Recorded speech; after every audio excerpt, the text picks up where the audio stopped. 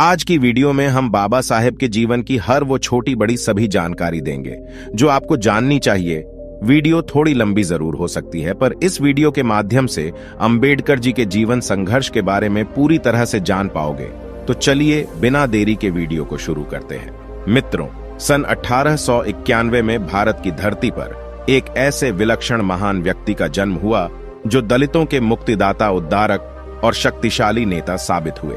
वे एक महान लेखक, नारी जाति को सशक्त बनाने वाले सिद्धांत शास्त्री और बौद्ध धर्म के मानवीय सिद्धांतों के पुनरुद्धारक थे। उन्होंने मानव अधिकारों को भारतीय समाज में स्थापित किया और मानवीय समानता की बात की। वे भारतीय मनीषा और धर्म के गहन विचारक, शिक्षा, न्याय और अर्थ के प्रसिद्ध विद्वान थे। वे बौद्धिक प्रतिभा के धनी व्यक्ति थे। उन्होंने छुआछूत और भेदभाव की समस्या को भारतीय समाज से उखाड़ फेंकने का बीड़ा उठाया। महात्मा गांधी के साथ विदेश की आजादी की लड़ाई में कंधे से कंधा मिलाकर चले। बचपन से लेकर सेना की नौकरी में बड़ा पद पाने तक उन्होंने छुआछूत और भेदभाव की असहनीय पीड़ा सही और कसम खाई कि वे हिंदुस्तान से भेदभाव की खाई और छुआछूत के कलंक को मिटाकर रहेंगे और सैकड़ों वर्षों से अपमान, उपेक्षा और तिरस्कार सहते आ रहे दलितों को शिक्षा, न्याय, समानता और सम्मान का अधिकार दिलाकर रहेंगे। यदि आपने अभी तक हमारा चैनल अंबेडकर साहेब जी सब्सक्राइब नहीं किया है तो सब्सक्राइब कर लें और साथ ही बेल आइकन को अवश्य दबाएं ताकि आने वाले वीडियो का नोटिफिकेशन आपको सबसे पहले मिल सके। उस मुक्तिदाता ने महसूस किया कि जब तक देश के संविधान और कानून में दलितों के लिए न्याय, समानता और उन्नति के प्रावधान नहीं किए जाएंगे, तब तक दलित अपनी स्थिति से कभी ऊपर नहीं उठ पाएंगे। उस मसीहा ने महसूस किया कि शिक्षा ही वह ताकतवर हथियार है जो प्रत्येक दलित को सशक्त बना सकती है और उसे अपने मानवीय अधिकार समाज के लोगों व धर्म जाति के ठेकेदारों से वापस दिला सकती है। इसीलिए पहले उस असीम क्षमता के धनी व्यक्ति ने अपने आप को शिक्षा और ज्ञान से भरपूर बनाया। उसके बाद दलितों को समानता, न्याय और अधिकार दिलाने के पक्ष में सशक्त आवाज उठाई। एक गरीब और उपेक्षित वर्ग से उठा वह असाधारण इंसान एक दिन देश के लाखों करोड़ों दलितों के दिल की धड़कन और उनका मसीहा बन गया। जी हां दोस्तों, आज हम बात कर रहे हैं बाबा साहब अंबेडकर की, जिन्हें डॉक्टर भीमराव अंबेडकर कहा जाता है। वे भारतीय संविधान के निर्माता थे। स्वतंत्र भारत के वे पहले कानून मंत्री बनाए गए। भारतीय संविधान के निर्माण के बाद उन्होंने हिंदू कोड बिल भी बनाया था। डॉक्टर अंबेडकर का जन्म आज से 133 साल पहले उस कालखंड में हुआ था जब हमारा भारत देश अंग्रेजों का गुलाम था तथा हमारे देश के लोग ब्रिटिश साम्राज्यवाद की पीड़ा भुगत रहे थे। तब अंग्रेज लोग तो भारतीयों पर जुल्म करते ही थे, लेकिन भारत के ऊंची जाति के स्वर्ण लोग भी अछूत या निम्न वर्ण के लोगों को घृणा की दृष्टि से देखते थे। अछूत जनों को वे अपने कुएं और नल से पानी भी नहीं लेने देते थे और उन्हें छूना बहुत बड़ा पाप समझते थे।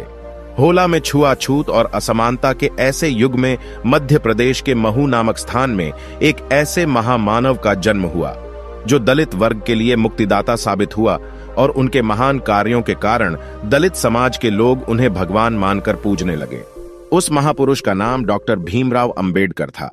अंबेडकर 14 अप्रैल 1891 को पैदा हुए थे। वे अपने माता पिता की 14वीं संतान थे, लेकिन उनके अधिकांश भाई बहन कुछ समय तक जीने के बाद परलोक सिद्धार गए थे। उनके पिता का नाम रामजीराव और मां का नाम भीमाबाई था। दोस्तों, भीमराव के पिता कहने को तो मिलिट्री में सूबेदार थे, लेकिन उन्हें वेतन बहुत ही कम मिलता था। 15 साल सेना में नौकरी करके जब वो रिटायर हुए तो अपने गांव महुआ ये पिता रामजीराव के मन में अपने बच्चों की परवरिश और पढ़ाई लिखाई की चिंता थी, लेकिन इसके लिए ना तो उनके पास पर्याप्त पैसा था और ना ही महू गांव में बच्चों के लिए स्कूल की सुविधा थी। आखिरकार रामजीराव ने अपना गांव छोड़कर सतारा शहर जाने का निर्णय लिया ताकि वे शहर में आजीविका का कोई कार्य या नौकरी कर सकें और अपने तीनों पुत्रों को किसी अच्छे स्कूल में दाखिला करा के उनका भविष्य संवर सके। भीमराव के पिता जानते थे कि हम महार जाति से हैं और हमारी जाति के लोगों को देश में अछूत माना जाता है। यदि मेरे पुत्रों ने शिक्षा ग्रहण नहीं की तो उन्हें आगे चलकर भूख, गरीबी और कष्टों का सामना करना पड़ेगा। अगर वे कुछ पढ़ लिख गए तो हो सकता है कि किसी दफ्तर में बाबू बन जाए और इज्जत से जीना सीख जाए। बड़ी मुश्किल से सतारा शहर में रामजीराव को एक कंपनी में स्टोर कीपर की नौकरी मिली। पगार 40 रुपये थी। सूबेदारी की नौकरी में रामजीराव को 50,000 रुपये महीना वेतन मिलता था। लेकिन घर की तंग हालत के कारण उन्होंने वो नौकरी करना स्वीकार कर लिया। अपने परिवार के साथ सतारा शहर में रहते हुए भीमराव जब 5 वर्ष की आयु के हुए तो उन्होंने अपने पिता से पढ़ने की इच्छा जाहिर की। उनकी माताजी भी चाहती थी, वे बड़े पिता रामजीराव भी अपने बेटों को स्कूल में पढ़ाना चाहते थे, लेकिन वे ये सोचकर कि हम मार लोग हैं, अछूत जाति के हैं, शहर में कौन सा स्कूल हमारे बच्चों को दाखिला दे सकेगा। बालक भीमराव रोज पिता से स्कूल जाने की जिद करते थे। हारकर उनके पिता उन्हें शहर के कुछ स्कूलों में लेकर भी गए, लेकिन सब स्कूलों के संचालक और हेडमास्टरों ने उनके बेटे भीमराव को अपनी शाला में प्रवेश देने से मना कर दिया। एक दिन एक स्कूल का हेडमास्टर बालक भीमराव को अपनी शाला में प्रवेश देने के लिए राजी हो गया, लेकिन उसने शर्त रखी कि भीम को स्कूल में कक्षा के दरवाजे से बाहर बैठकर अपनी पढ़ाई करनी होगी। अपने बेटे को शिक्षा दिलाने के लिए रामजीराव ने यह शर्त भी स्वीकार कर ली। इस तरह भीमराव का दाखिला उस स्कूल में हो गया। भीमराव एक सीधे सादे बालक थे। अपने पिता की तरह वे बहुत गंभीर और सहनशील थे, साथ ही साथ बहुत कुशाग्र बुद्धि तथा मेधावी प्रतिभा के धनी थे। कक्षा के दरवाजे से बाहर वे उस जगह पर अपना टाट बिछाकर बैठते थे जहां छात्र अपने चप्पल और जूते उतारते थे, लेकिन बालक भीम को किसी से कोई शिकायत नहीं थी। उसके मन में केवल विद्या और ज्ञान अर्जित करने की लगन थी। वे पढ़ाई के जरिए दिन दुनिया की बहुत सारी बातें जान लेना चाहते थे। भीमराव और रोज सुबह समय से पहले स्कूल पहुंचते और अपनी कक्षा के बाहर दरवाजे पर बैठकर शिक्षकों द्वारा पढ़ाए जाने वाले पाठों को बड़े ध्यान से एकाग्रता पूर्वक सुना कर दे। टीचर के पाठ पढ़ाते पढ़ाते उन्हें वह पाठ स्कूल में ही याद हो जाता था। उन्हें घर पर अलग से उस पाठ को रेट कर याद करने की आवश्यकता नहीं पड़ती थी। टीचर उनसे पाठ के संबंध में जो जो सवाल पूछते उसका भीमराव एकदम सही सही जवाब दे दिया करते थे। एक दिन गणित के अध्यापक ने एक प्रश्न ब्लैक बोर्ड पर लिखा और भीमराव को उसे हल करने के लिए बुलाया। भीमराव बड़े गर्व के साथ उठकर कक्षा के भीतर दाखिल हुए और जैसे ही ब्लैक बोर्ड की ओर बढ़े, कक्षा के सभी बच्चे चिल्लाकर कहने लगे, मास्टर जी, भीमराव अछूत है। ब्लैक बोर्ड के पास हमारे खाने के टिफिन रखे हुए हैं, इसकी परछाई से हमारे टिफिन का खाना अपवित्र हो जाएगा। भीमराव ब्लैक बोर्ड के पास नहीं पहुंच सके और छात्रों के आक्रोश के समक्ष झुकते हुए अध्यापक ने भीमराव को वापस अपनी जगह जाकर बैठने को कहा। इस तरह के कई अपमान और तिरस्कार भीमराव ने सहे। एक बार प्यास लगने पर बालक भीमराव ने कुएं पर रखी बाल्टी से पानी पी लिया। इस पर वहां खड़े लोगों ने उनकी जाति पूछकर उनकी खूब पिटाई की। एक दिन स्कूल के और बच्चों को रिक्शे पर बैठा देखकर भीमराव के मन में भी रिक्शे की सवारी करने की इच्छा हुई। उन्होंने सड़क पर जाते हुए एक रिक्शे को हाथ देकर रोका और कहा कि मुझे मेरे घर तक ले चलो, मैं तुम्हें रिक्शा का किराया दूंगा।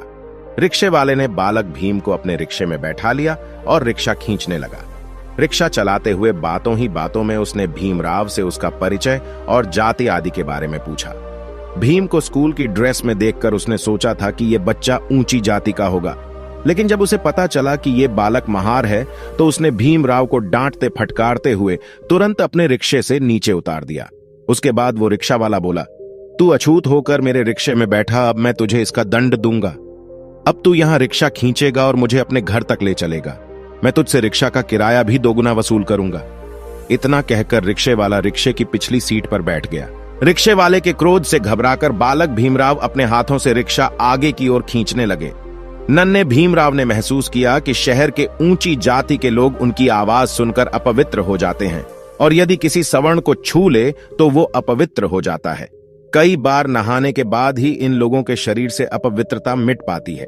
बचपन में भीमराव अंबेडकर ने छुआछूत और भेदभाव की जो पीड़ा सही, वह उनके जीवन के लिए अभिशाप न बनकर आगे चलकर वरदान साबित हुई। इसी पीड़ा ने उनको अन्याय और कुरीतियों से लड़ने की ताकत दी। यदि आपने अभी तक हमारा अंबेडकर साहेब जी चैनल सब्सक्राइब नहीं किया है तो सब्सक्राइब कर लें और साथ ही बेल आइकन को अवश्य दबाएं ताकि आने वाले वीडियो का नोटिफिकेशन आपको सबसे पहले मिल सके। दलितों को भारतीय समाज में समानता का अधिकार और न्याय दिलाने के संघर्ष शक्ति प्रदान की। भीमराव ने स्कूल में एक एक करके 4 कक्षाएं अच्छे नंबरों से पास की और वे 5वीं कक्षा में आ गए। एक दिन उनकी मां कठिन बीमारी का शिकार हो गई। पति ने भीमाबाई का पड़ोसी वैद्य से इलाज कराया, लेकिन भीमाबाई को बचाया नहीं जा सका। स्कूल में भीमराव गणित और भूगोल आदि विषयों में बहुत होशियार थे। उनके मन में संस्कृत पढ़ने की इच्छा थी, लेकिन संस्कृत के अध्यापक ने उन्हें संस्कृत पढ़ाने से मना कर दिया। उसने भीमराव से कहा, तू तो अछूत है। संस्कृत ऊंची जाति के बच्चों के पढ़ने की चीज है बेटा। संस्कृत पढ़ना तेरे भाग्य में नहीं है। भीमराव हर कक्षा प्रथम श्रेणी के अंकों से पास करते गए। अब उन्हें हाई स्कूल की शिक्षा ग्रहण करने के लिए बड़े स्कूल में भर्ती होना था, लेकिन पिता रामजी राव के पास उनकी फीस जमा करने के। तब उनके पिता ने पीतल की अपनी पुरानी पर रात को एक सेठ के यहां गिरवी रखकर फीस के रुपयों का प्रबंध किया। इस तरह हाई स्कूल में भीमराव का दाखिला हो गया। हाई स्कूल की परीक्षा उन्होंने प्रथम श्रेणी में उत्तीर्ण की। भीमराव अंबेडकर आगे पढ़ना चाहते थे। वे कॉलेज में दाखिला लेना चाहते थे, लेकिन कॉलेज की फीस भरने के लिए घर में पैसे नहीं थे। ऐसे में बड़ौदा के महाराज सयाजीराव गायकवाड़ ने उनकी सहायता की। भीमराव को अपने एक मित्र से पता चला कि बड़ौदा रियासत के महाराज गरीब छात्रों की मदद करते हैं, अतः वे मदद मांगने महाराज की मुंबई स्थित कोठी पर गए। जब महाराज को पता चला कि भीमराव ने गरीब छात्र होकर भी फर्स्ट डिवीजन से हाई स्कूल पास किया है, तो वे भीमराव की सहायता करने के लिए तैयार हो गए।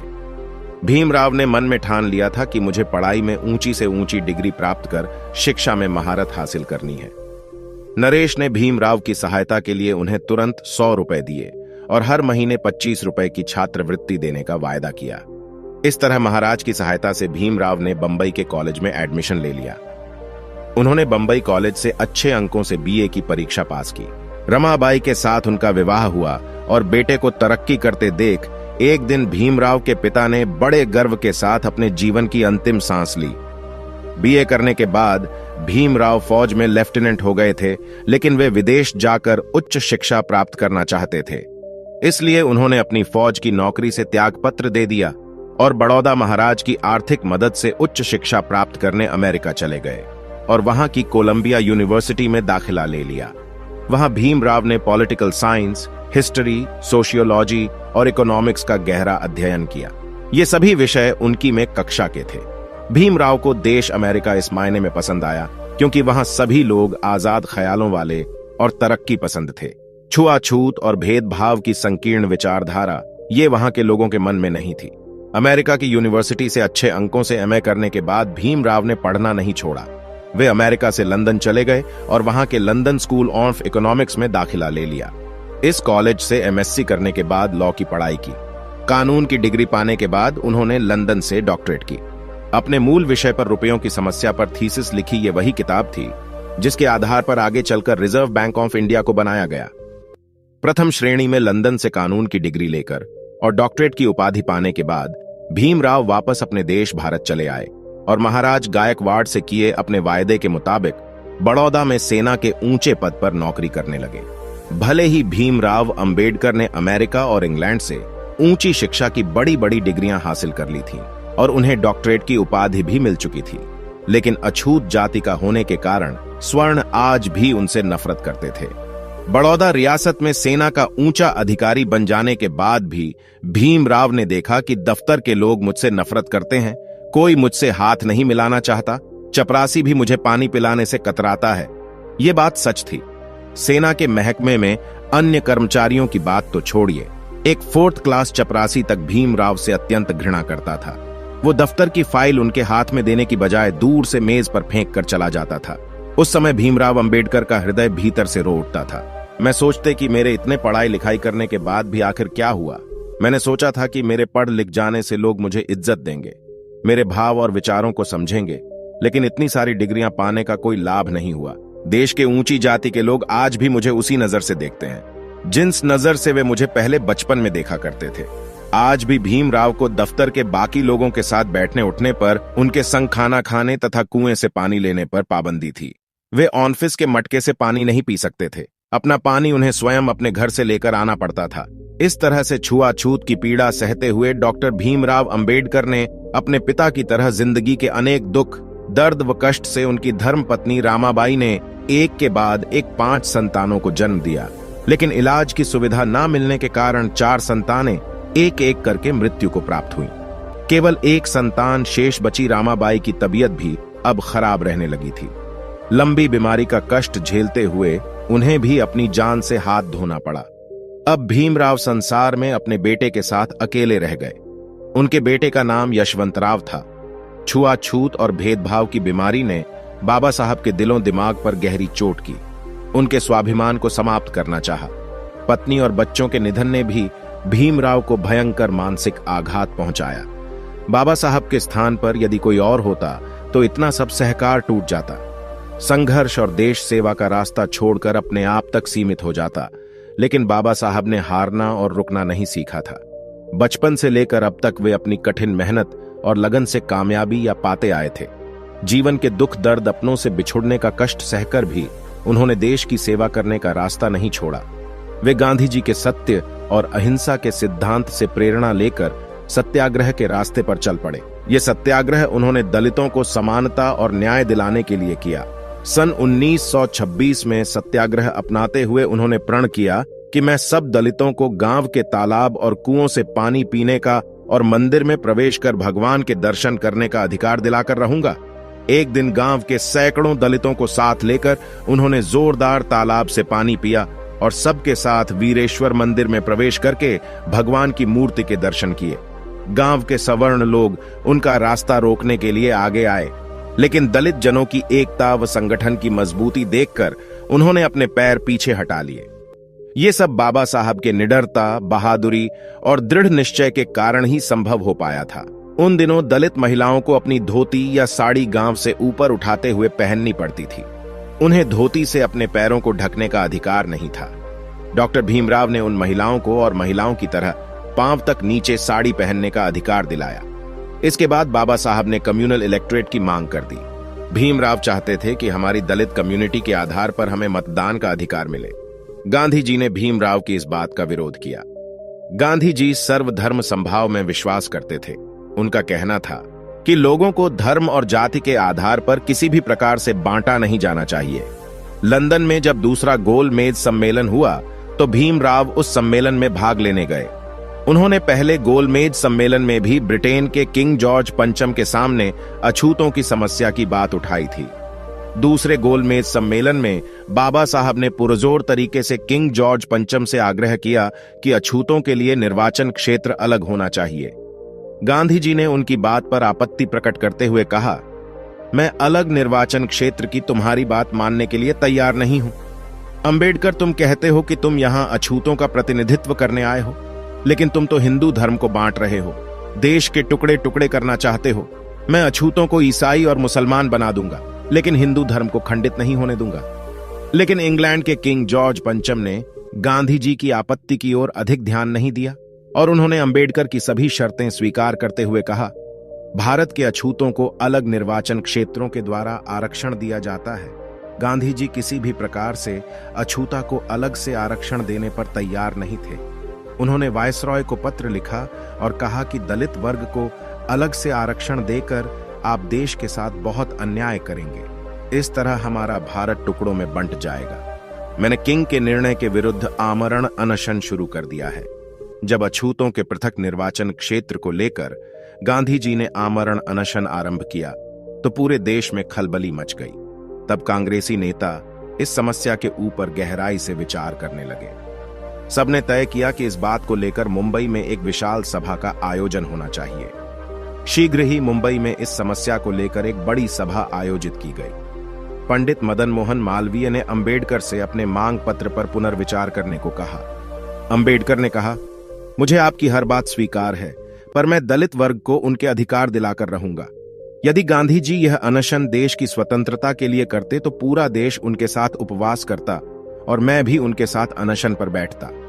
दलितों के अधिकार के विरोध में इतना बड़ा अनशन मेरी समझ में या नहीं आ रहा है।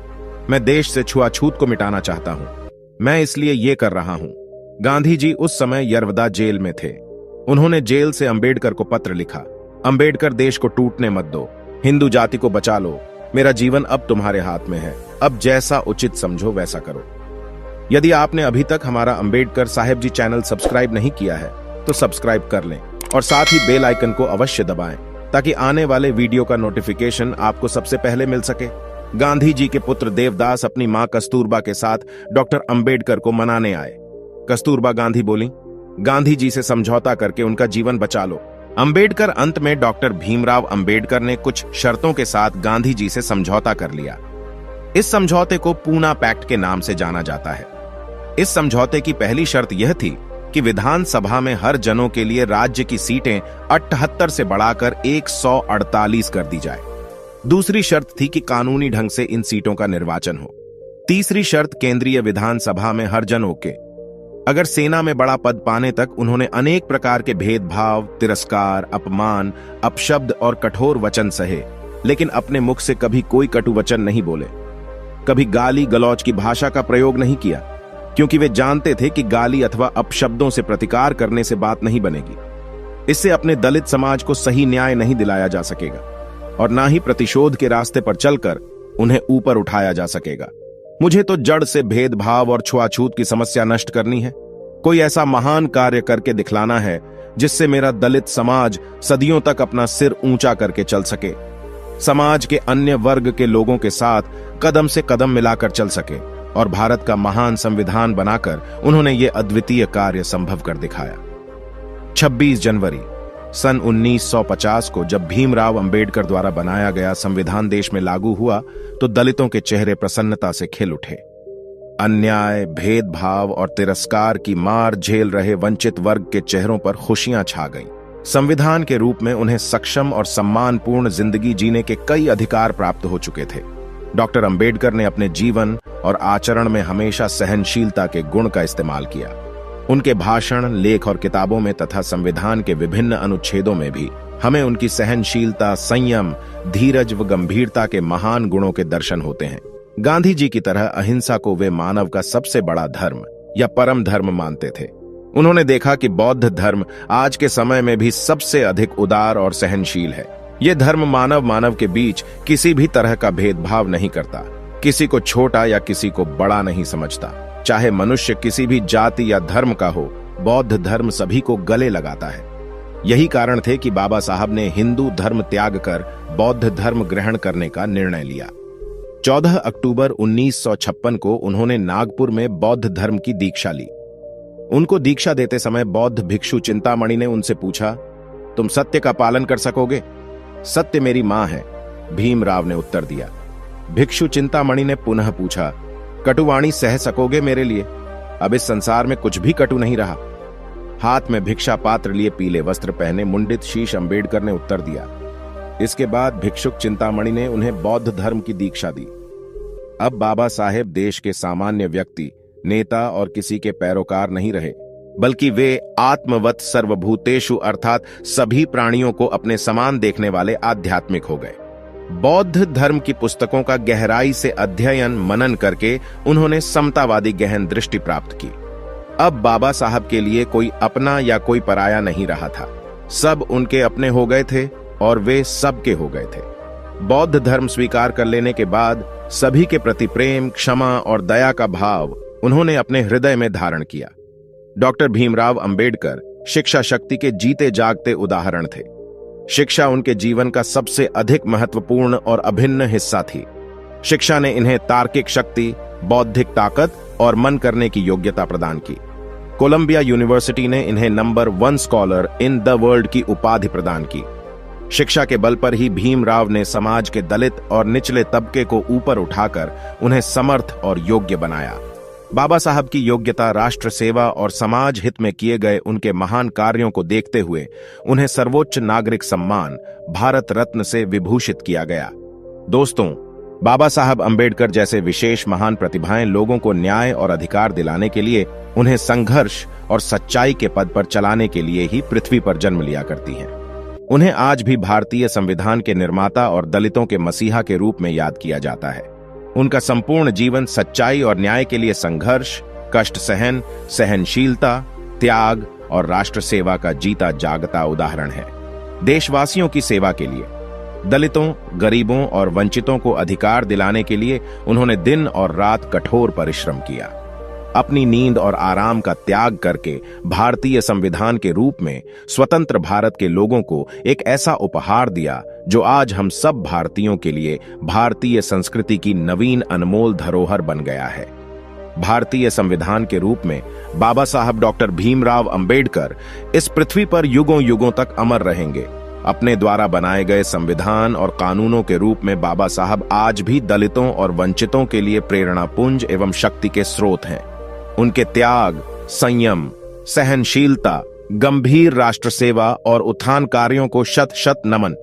ये वीडियो आपको कैसा लगा और आगे आप किस विषय अथवा चरित्र के बारे में वीडियो देखना चाहते हैं, कमेंट बॉक्स में अवश्य बताएं। और यदि आपने दोस्तों आज की वीडियो में बस इतना ही। इस चैनल पर सिर्फ बाबा साहेब के जीवन से जुड़ी छोटी बड़ी सभी जानकारी लेकर आते रहते हैं। यदि आप बाबा साहब को पसंद करते हो और इनके बारे में और अधिक जानना चाहते हैं तो हमारे अंबेडकर साहेब जी यूट्यूब चैनल को सब्सक्राइब कर ले। वीडियो को पूरा देखने के लिए धन्यवाद।